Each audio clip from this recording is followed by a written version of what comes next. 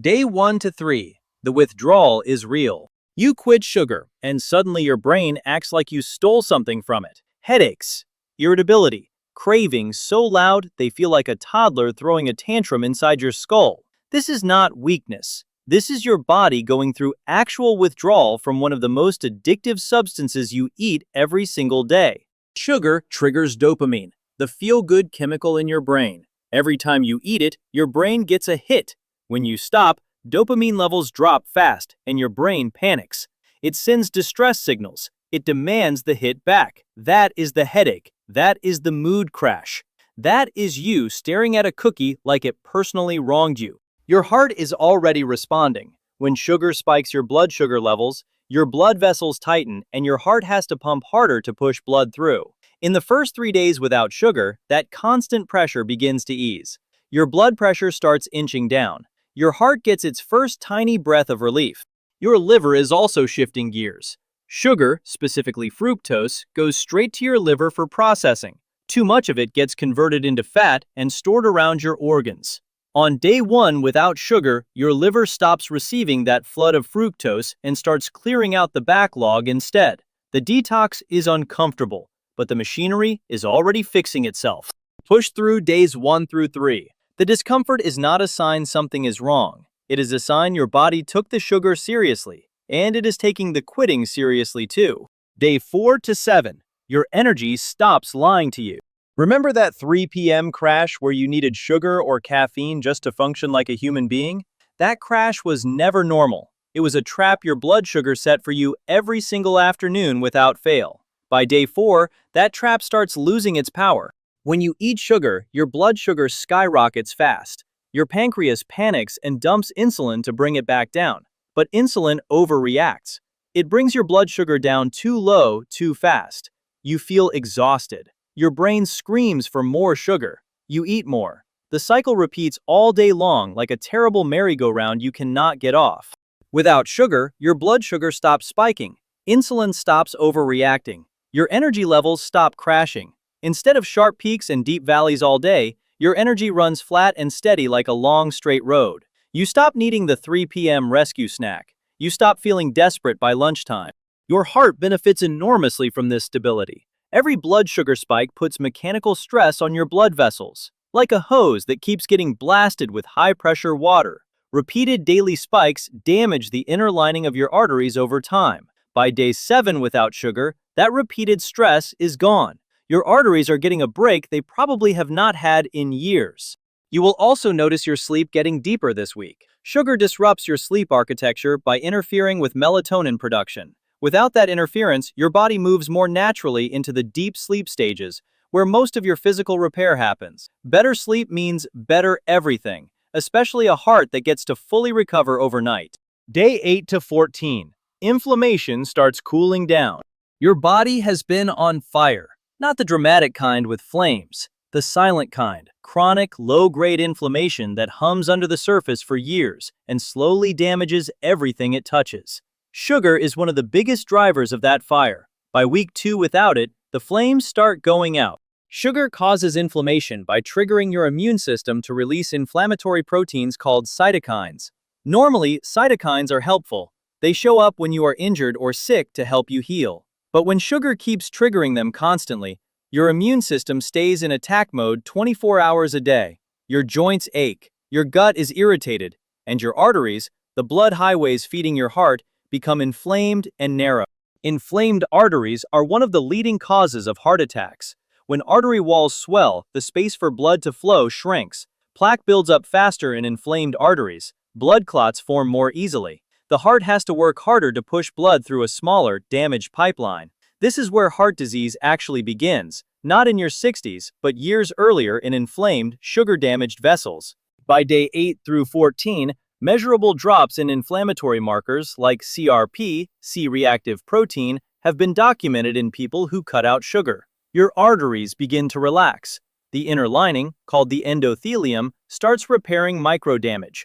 Blood flows more freely. Your heart pumps the same amount of blood with noticeably less effort. Your skin will tell you this is working too. Inflammation shows up on your face as puffiness, redness, and acne. By week 2, people often notice their skin clearing up, a visible sign that the internal inflammation cooling down is real. Day 15 to 21. Your body discovers fat is fuel. Your body just remembered something sugar made it forget. Your body has spent years running almost entirely on sugar for fuel. It forgot it had a backup system. By week 3, that backup system turns back on, and it is powerful. When sugar is unavailable, your body shifts into fat-burning mode. Your liver begins converting stored fat into molecules called ketones, which your brain and muscles use as fuel. This metabolic switch is called becoming fat-adapted. It does not happen overnight, but by day 15 to 21, most people are deep enough into the process to feel the difference. Fat is a cleaner, more stable fuel source than sugar. It burns slower and more consistently. Your energy stops fluctuating. Your brain sharpens. Your body starts pulling from fat stores it has been hoarding for years, including the dangerous visceral fat packed around your organs. That visceral fat is your heart's worst neighbor. It sits directly around your heart and liver, secreting inflammatory hormones and putting constant pressure on surrounding tissue. As your body starts burning through it in week 3, your heart literally has more physical space to function. The pressure eases. The inflammatory hormones drop. The risk profile for heart disease measurably improves. Your cholesterol numbers also begin shifting this week. The dangerous, small, dense LDL particles, the ones that embed in artery walls and cause blockages, start decreasing. HDL, the protective cholesterol that cleans your arteries, starts rising. This is not a minor adjustment. This is your cardiovascular system rebuilding its defenses from the inside out. Day 22 to 28. Your brain and heart finally sync up. You wake up and your brain is just clear.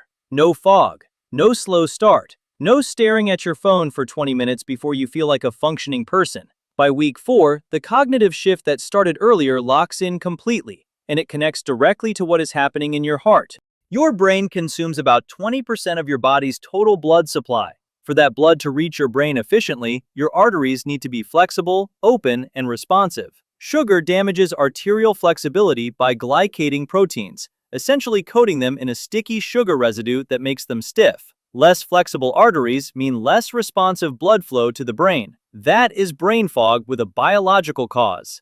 By day 22 through 28, arterial flexibility has measurably improved. Blood reaches your brain faster and more consistently. Your reaction times improve. Your memory sharpens. Your mood stabilizes in a way that feels completely different from the mood swings of week 1. This is not a placebo. This is blood flow. Your resting heart rate also drops noticeably this week for many people. A lower resting heart rate means your heart is pumping more efficiently, doing the same job with less effort. Every beat counts less strain. Over a lifetime, that difference adds up to years. Athletes have low resting heart rates because their hearts are strong and efficient. 30 days without sugar moves your heart meaningfully in that direction. Your blood pressure, which started dropping in day 1, reaches a new stable low this week. Studies show systolic blood pressure, the top number, can drop by 5 to 10 points in people who eliminate added sugar for 30 days. That is the same effect as some blood pressure medications, achieved entirely through food. Day 29 to 30. The reset is real. You made it 30 days, and your body is not the same one that started this, not even close. The changes that happened under the surface over the last month are not temporary feel-good shifts. They are structural, biological, and measurable, especially in your heart. Your arterial walls are more flexible. Your inflammatory markers are down. Your visceral fat has shrunk. Your cholesterol ratios have improved. Your blood pressure is lower. Your heart is beating more efficiently at rest. 30 days without sugar did not just make you feel better, it bought your heart more time. The most important thing to understand is that sugar damage is not instant, and neither is sugar recovery. Both happen slowly, quietly, and consistently over time. 30 days is enough to shift the trajectory. It is not enough to undo years of damage completely, but it is a powerful, documented, measurable start.